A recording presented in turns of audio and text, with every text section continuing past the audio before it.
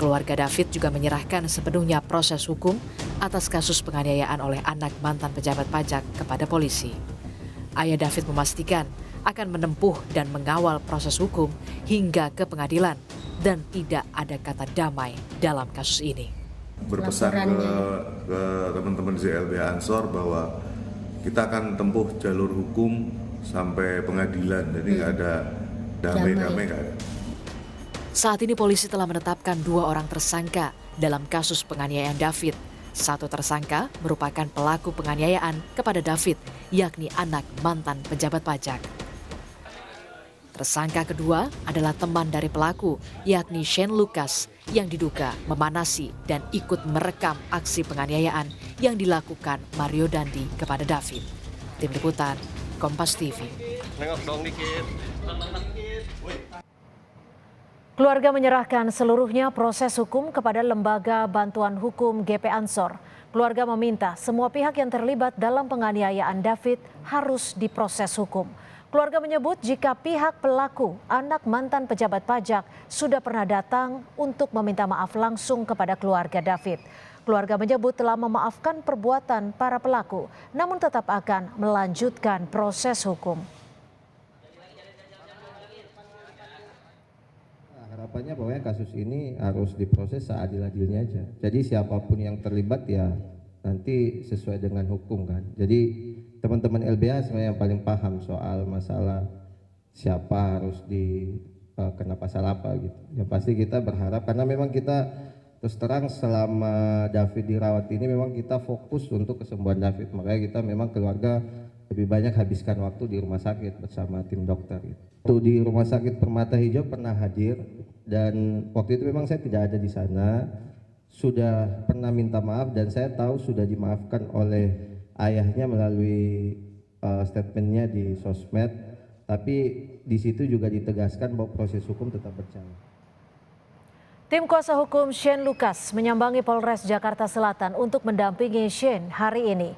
Kuasa hukum mengklaim Shane Lucas telah dibawa pengaruh dan kendali Dandi saat peristiwa penganiayaan terhadap Dandi terjadi. Kuasa hukum menyebut Shane tidak tahu rencana Dandi untuk menganiaya David.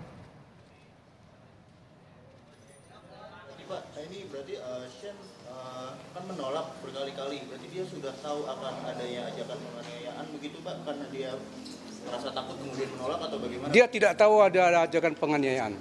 Dia tidak tahu. Dia hanya diberitahukan Sen bahwa ayo kita ke suatu tempat itu yang dibilang di Lebak Bulus. Tapi di dalam mobil dia bilang Sen kita waktu dia beralih ke tempat lain, si Sen nanya kita kemana nih? Udah kamu tenang aja, kamu ikut aja bahwa kita akan ke tempatnya David. Sebelumnya Lembaga Perlindungan Saksi dan Korban LPSK menemui orang tua David Ozora. Wakil Ketua LPSK Ahmadi menyebut LPSK segera menindaklanjuti permohonan yang diajukan keluarga. Ahmadi menambahkan LPSK menjamin pemenuhan hak sebagai korban yang tengah berhadapan dengan hukum. Sebelumnya orang tua David Ozora mengajukan 3 permohonan, yaitu pemenuhan hak prosedur, rehabilitasi medis, dan fasilitas restitusi. Dari keluarga korban ya. Hari ini kita ketemu orang tuanya untuk menyampaikan hak-hak korban dalam konteks perlindungan saksi dan korban. Bisa medis, psikologis maupun sosial.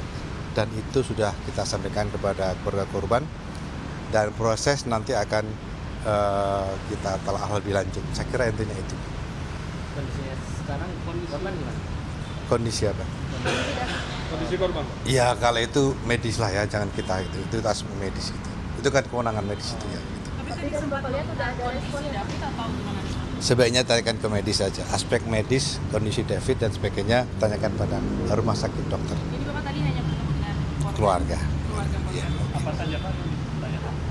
Ya kita sampaikan untuk upaya pemenuhan hak korban dan saksi-saksi lain juga kita sampaikan lewat penasihat hukumnya dalam konteks perlindungan.